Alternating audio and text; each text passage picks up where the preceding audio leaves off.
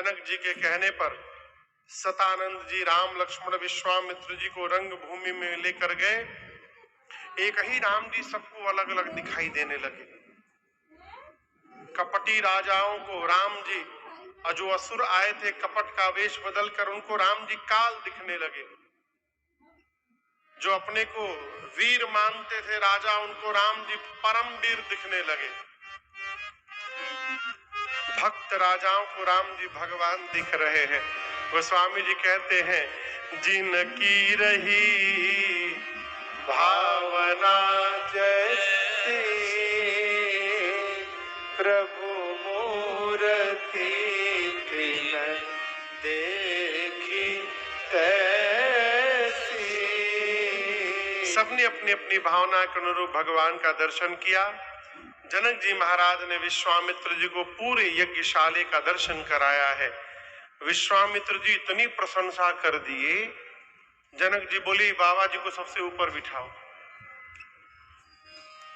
और सभा के सबसे ऊंचे आसन पर सब मंचन ते मंच एक सुंदर विशद विशाल मुनि समेत दो बंधुता बैठारे। सबसे ऊपर विश्वामित्र जी बैठे, अगल बगल छोटे आसन पर राम लक्ष्मण जी बैठे। सीता मैया आई है हाथ में जयमाल लेकर। जनक जी के कहने पर माँ के सौंदर्य का दर्शन करके जितने नर नारी सबका मन मोहित हो गया, गति बाधित हो गई। जनक जी महाराज ने अपने बंदी जनों को आदेश देते हुए कहा कि सभा के मध्य में मेरे प्रण को सुनाया जाए। बंदी जन बीच सभा में खड़े होकर भुजाओं को ऊपर उठा दिए। प्रण विदेह कर कहाई हमार भुजा उठाए।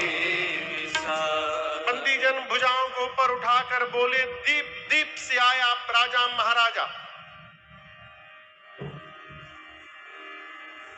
ध्यान से देखिए इस पिनाक को। यह वही पिनाक है जिसको रावण और बाणासुर ने स्पर्श तक नहीं किया। इस धनुष की कठोरता आज पूरे विश्व में विदित है। आज आप में से जो भी राजा आगे आकर इस धनुष को उठाकर झुकाकर इसके प्रत्यंचा चढ़ाएगा, इसको खंडित करेगा, उस राजा की त्रैलोक्य में कीर्ति बढ़ेगी। और हम कहते हैं हमारे महाराज श्री जनक जी की लाडली बिना कुछ विचार किए उस वीर का वर्ण। अब प्रतिज्ञा सुनते एक साथ कई सौ राजा खड़े हो गए। हम तोड़ेंगे, हम तोड़ेंगे। बंदी जनों का कोई नहीं तोड़ेगा, चुपचाप बैठिए सब लोग, बारी बारी सबको अवसर मिलेगा। सबसे पहले जो राजा बैठे थे कहा गया चलिए आप तोड़िए। भाई जी वो खड़े हैं, सबसे पहले अपन धोती बांधे ठीक से, परिकर बांधी उठे खुलाई, कहीं दम लगीला में खुली मत जाओ। जाने के पहले मुकुट सम किए, थोड़ा व्यायाम किए, वार्म अप, और चलते चलते अपने इष्ट को मन ही मन प्रणाम किए। प्रभु हम जा रहे हैं, प्रभु कृपा करिएगा हमसे टूट जाए। वहां जितने बाकी राजा बैठे थे 10,000 राजा थे कम से कम, तो जो 9,999 राजा थे वो अपने अपने भगवान से बोले प्रभु बचाइएगा, इससे न टूटने पावे। लोग तोड़ ही गए थे का।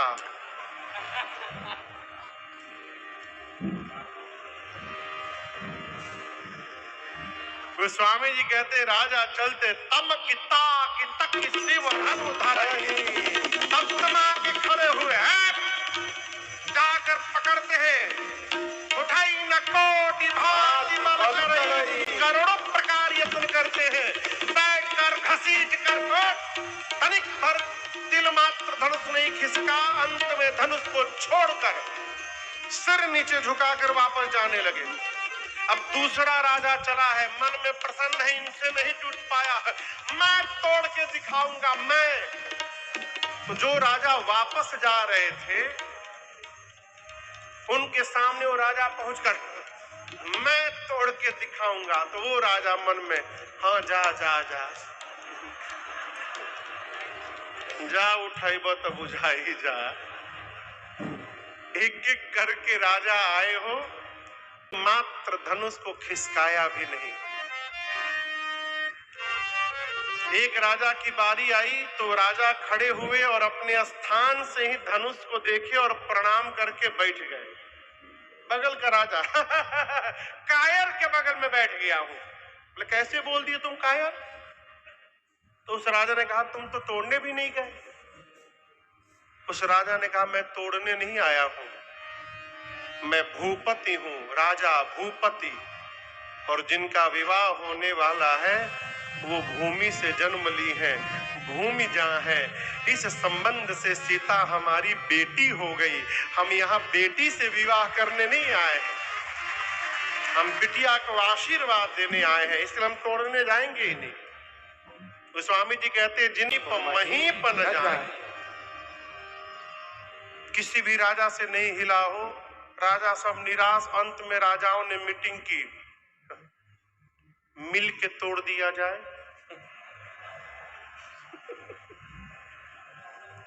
ये फार्मूला वहीं से आया भाई जी इलेक्शन में।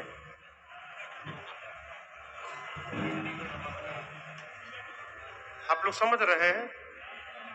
सब राजा बोले एक साथ जुटिया जाए के मिल जाए, मिल के तोड़ देंगे। लेकिन देखिए समस्या यूनिवर्सल है। एक राजा ने कहा टूट जाएगा तो बिहवा केकरा संगे होई।